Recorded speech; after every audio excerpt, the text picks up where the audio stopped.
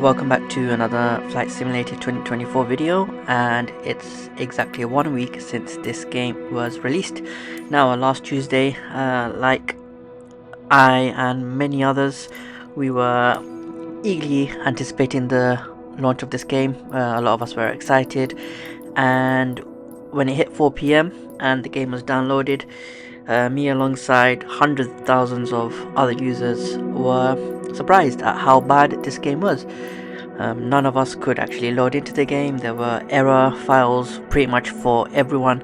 The game just crashed, nothing worked. Obviously, Asobo or Microsoft didn't anticipate this, but they should have. The introduction of the cloud system as well, which isn't that great if I'm honest. I'd rather everything be downloaded onto the console. But yeah, last Tuesday was a day to forget for Microsoft and Asobo. But luckily, as the days have gone by, the game has actually been getting better and better. I've managed to have a few flights here and there. There are still a lot of issues that remain. As you can see here, this is the 787 from last year's game, as I had the Premium Deluxe. For some odd reason, I've only got 3 liveries, 2 of which are Korean and KLM. Yeah, there just seems to be a few issues with these aircrafts, the ones that are importing over from 2020. Now, luckily, the A380, if you've seen my videos, is my favorite aircraft, and I've got all the liveries there. But I feel like these aircrafts aren't fully adapted to 2024, which you'll see in a bit. There are still quite a few issues that are in this game that are quite a deal breaker for me. One of which is the lack of sounds on the engines, but we'll get into that in a bit. In terms of this globe thingy that Microsoft have released compared to 2020, I am a fan of it. However, there are some stuff that bugs me a bit. So on 2020, you could just zoom into an airport and you've got your white dots, which you'll see here, which you can see there, and they'll load up instantly. For airports on this new system, you've got to go completely into the airport and zoom in, and yeah, it's just an extra step which isn't really needed, but it's something I can live with. The globe seems to have a lot more detail as well, which is something I like. Again, last week and the days after the launch, everything was so slow to load, so that's gotten better, thankfully. And I think as time goes by, Microsoft will release a few more updates, and I think things will be a lot more smoother. There is some lag when using this globe and just in general in the game, which again I'll show you later. As you can see some of the lag here. It doesn't happen all the time, but sometimes it happens, and yeah, it can get a bit irritating. I'm not a fan of these new panel system where you've got to press a certain button and then it just moves everything forward again. On 2020, you can just use the cursor to pretty much change whatever you want, but in terms of the UI, it is a massive step forward. I am a big fan of it, especially this animation here, which zooms into the airport that you're leaving from. Again, it does take a while, but it is roughly on par with the loading time from 2020. And again, as time goes by and more updates get released, I reckon it will be a bit quicker. Just like the loading screen, which if you've not seen my video comparing the times from 2020 and 2024, the loading screen on this game is actually quite fast, which is really good. I think it's like 50% faster. And this animation which goes into the airport, I'm a big fan of. It's that added step, well, that just makes the game look much nicer. If you've seen my videos from last week, you can tell that whenever I loaded into this part of the game would just crash. Thankfully, I've not had that issue yet. This, however, is one of my favorite features, which is the pilot view, but from the ground, where you can actually walk around the plane, and you can walk around buildings and whatever you want. And if you do use this a lot, a quick tip for you: if you press the right trigger, it basically allows you to walk faster, whereas if you just walk at the normal pace, it is very, very slow. But yeah, I am a massive fan of this feature here. It seems to work better for me when I'm loading the game, like the airport, and taking off like from here, compared to when I'm landing at an airport and parking up to a gate. It just seems a bit more slower. Again, I'll show you later on. But yeah, the detail of the aircraft is really good, and obviously the the bigger the developer, the more textures, the more detailed the aircrafts will be. So I guess that's one extra thing to look out now for when you're buying aircrafts. Obviously this from Bredock 3D, you're not going to get the best, but it is what it is. It's just an added feature that is quite nice. I've played around with it at different countries, stadiums, and it works really well. Now, this is a major issue for me here, and I don't know if it's the same for others or if there's a workaround for it, but if you can hear, there's no engine sound, and this has been there since day one. I don't know if this, to be fair, it is a bug. It has to be a bug. There's no way that this non-sound feature is an issue for every aircraft. I mean, I have tried some Microsoft aircrafts that come default with the game, and some of them work, some of them don't. I've tried the Beluga. The first few times it worked, but since then it's just really quiet, and you can't play a flight simulator game without no engine noise. It just feels so weird, and as I was doing this flight, everything just felt so weird. You do get some pop-ups at the top. Now, obviously, because this is a brand new game, I'm still getting used to it. It is quite useful, but over time I am gonna want to get rid of that, and if anyone knows how to get rid of that, please let me know in the comments below. But as you can see here, I think this is Singapore. We're leaving from Changi Airport, and it looks really nice. The sky looks really nice. I'm a big fan of that, especially at sunset. I feel like this is different compared to 2020. Everything just looks much nicer, and obviously as you're flying over certain parts of the country, I think it's similar to 2020, but the city itself, the textures just load. Obviously it'd be nice if they were already loaded as you're about to take off, but I guess that's just going to cause a lot of memory to be used, and I think that's one of the things that Asobo and Microsoft wanted to just get away from, hence everything being in the cloud. Like I said before, I'm not a fan of that. I'd rather everything be loading onto the console. I've got a 1TB Xbox, so I don't really have that many games, so space really isn't an issue for me, and if anything I can just buy an extra SSD card. But like I said, the lack of engine noise is a huge deal breaker for me. It is a bug, I reckon, but if anyone that flies on this game uses aircraft that they've gotten from Flight Sim 2020 and you do get noise on the engines, please let me know how you're doing that, because I need that ASAP. Yeah, I'm just playing around with autopilot, speed, altitude, everything works perfectly fine.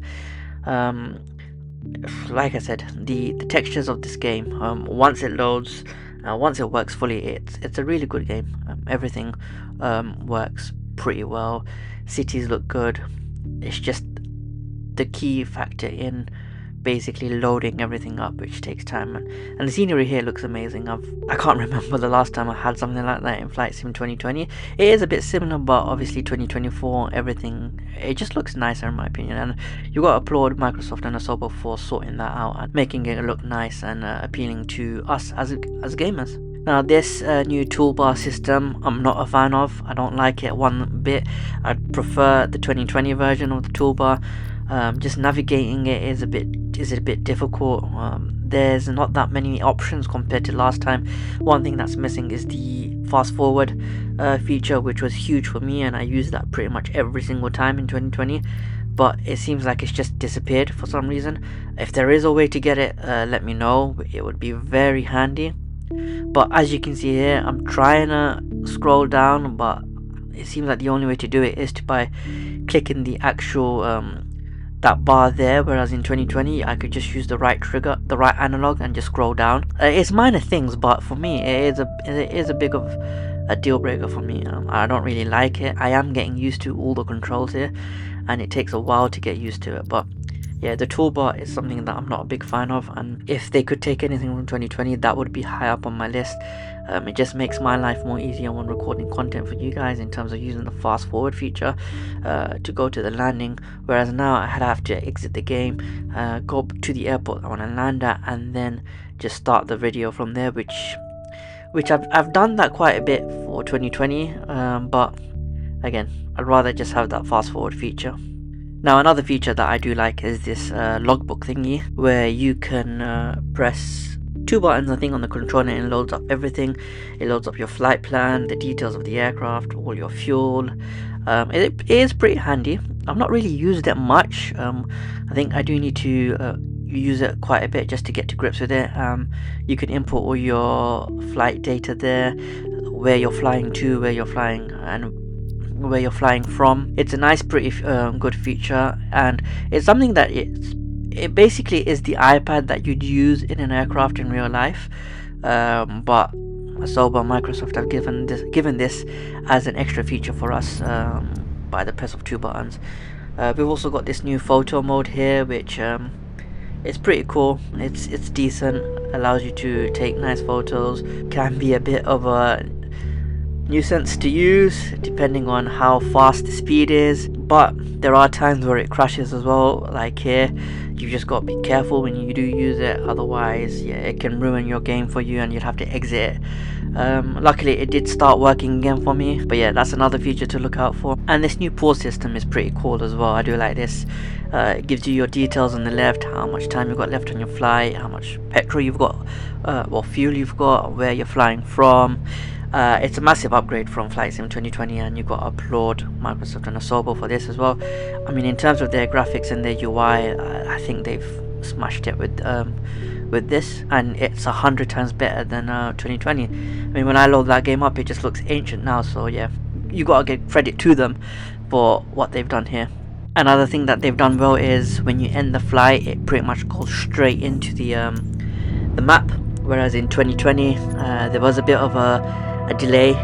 You'd have to wait a bit. It wasn't that long, but you'd still have to wait. Right now we're just gonna choose our airport to land at, which is gonna be Paris Charles de Gaulle. And yeah, this is what I was mentioning before. Instead of having the option to time travel, fast forward to the airport, you've got to go into the map and then select the airport you want and then land like that.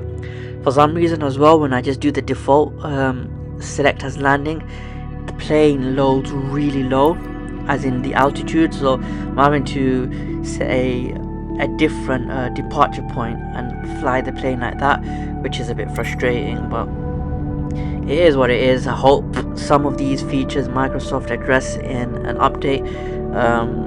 They released one last week, which was pretty good of them, pretty fast. At the time there wasn't really much difference. I mean, the game was still crashing for me, but again, it's been a week now and everything seems to be working well.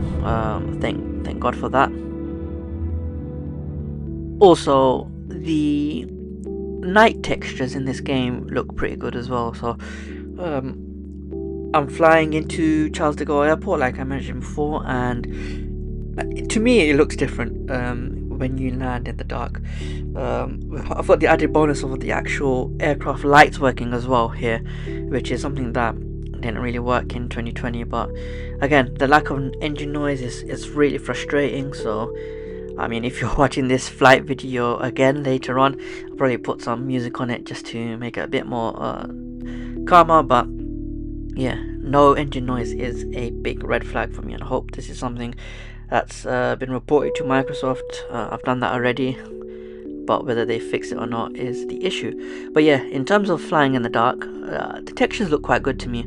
I've flown into Paris quite a few times, and never in the night though, but you've got quite a lot of dark scenery at the bottom, whether it's just empty land or not, that I'm not really sure about. You do still get some lag as well. I've had it quite a bit on this landing video, which is a bit frustrating. I mean, last week, if you switch between cockpit and the outside view, the game would crash for me, so it's good that it's not happening now. Obviously, the amount of people playing is probably reduced now, and in my previous videos I have had comments where people have stated that they're not really going to be playing this game until everything's fixed. So if you are watching this, I can confirm that a lot of these issues have been fixed. The game is usable. You can fly around on this, which is pretty good. Obviously last week I was really annoyed and I made a video saying it's the worst game ever. The launch was so bad, but I can say after a week they have improved on quite a bit, which is good to see. and hopefully as time goes by they address a lot more of these issues. Let me know how you are, how this game is for you if you are playing on Xbox, and it's also intriguing to see how it is on PC as well, but a lot of you have had issues. I have seen YouTubers play this game. I've seen them do live streams, and to be fair, it works perfectly fine for them. So I just want to know why it's a bit different for us users. I do plan on getting Premium Deluxe. As of now, I'm just playing on Game Pass. I want to let all these issues fix first before spending an extra 65 quid on Premium Deluxe. To be fair, I don't know if it's even worth getting it, depending on the aircrafts that they give. I rarely ever fly these small jet ones that they have, so let's fast forward to when we land, because there are some issues that I do want to talk about. Now, when I've landed and I'm on the ground, one thing on 2020 was the fact that you could steer the plane using the left analog stick, which was really good and very handy.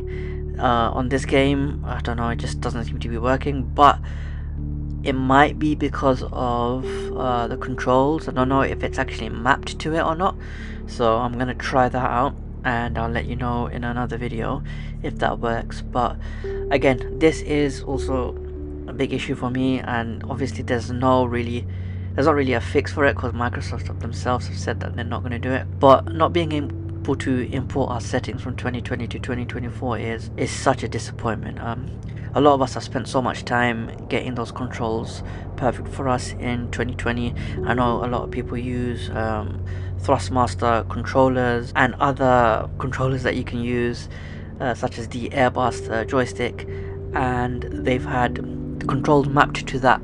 I've had controls mapped to my Xbox controller as well to make my life easy on 2020, and everything worked perfectly fine, whereas on this game, yeah, it's just such a big issue. Another thing I hate is when you're taxiing to a gate, and excuse me for taking the shortcut here because it would have taken a lot of time, but yeah, you can find an empty gate and then all of a sudden these aircrafts will just spawn randomly. I don't like that. That wasn't an issue in 2020. You can see the lag here as well, and like I said, that wasn't an issue in 2020.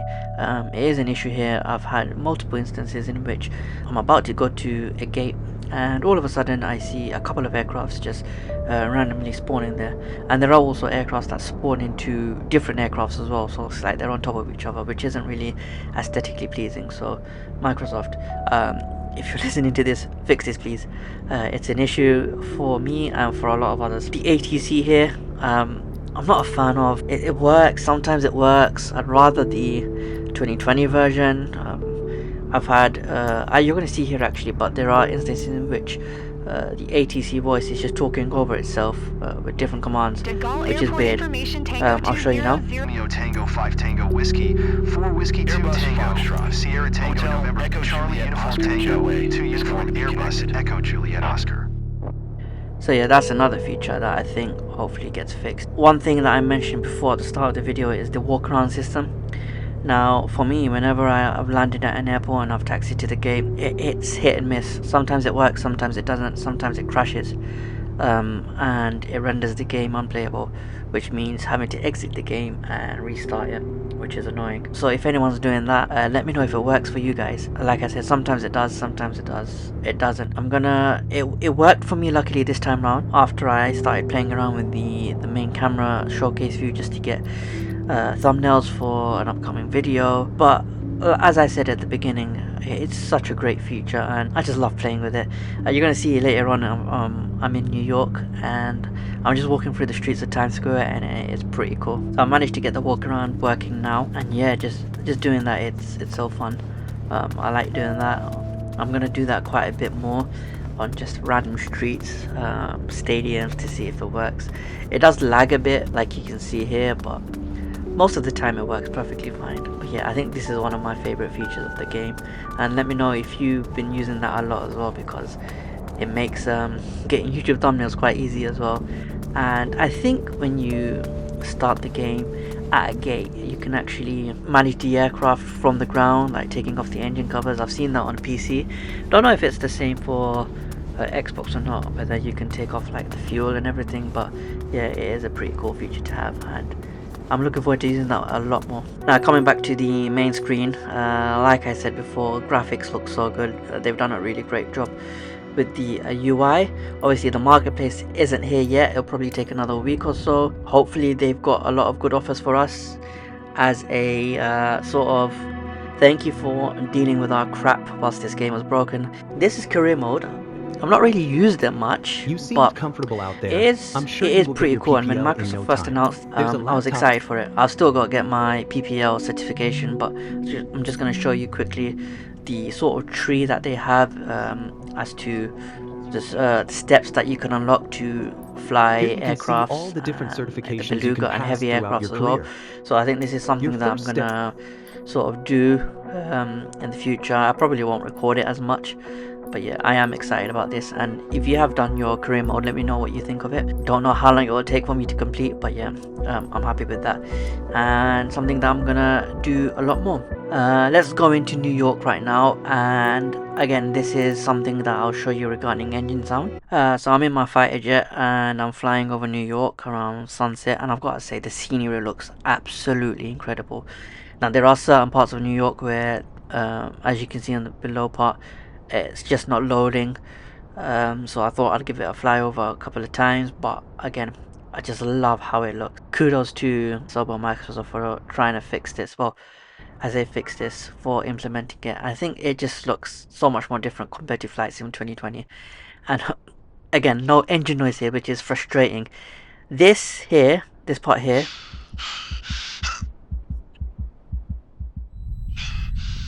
I did not expect this, and it is so cool. I must have hit quite a lot of high G-force, and my pilot must have just lost consciousness for a bit, and with the screen just blacking out, it is so cool. I never knew that, but yeah, that is so interesting. I'm flying over New York right now on the fighter jet, and yeah, compared to before, the actual textures and scenery is loading up quite a bit. Pretty cool. So at least once you do a flyover, I'm hoping it gets loaded. And obviously with the cloud system, I don't know if whether once you fly over the city once, everything stays, or whether when you load at New York City again and you're flying over, all the textures are bad. So that's one to look out for. So right now, again, this is the walk around feature, and it's so fun to do on the streets of Times Square. And yeah, I'm just examining the place, just going for a stroll. You'll see quite a lot of advertisements for Xbox and Flight Simulator as well, which is pretty cool. You can't go into the cars or anything, which I expected, but yeah, it's crazy that a game like this, which is primarily aircrafts, allows you to do this, and it is really fun to play with. I mean, to summarize this whole video, and if you've reached the end, I really appreciate that.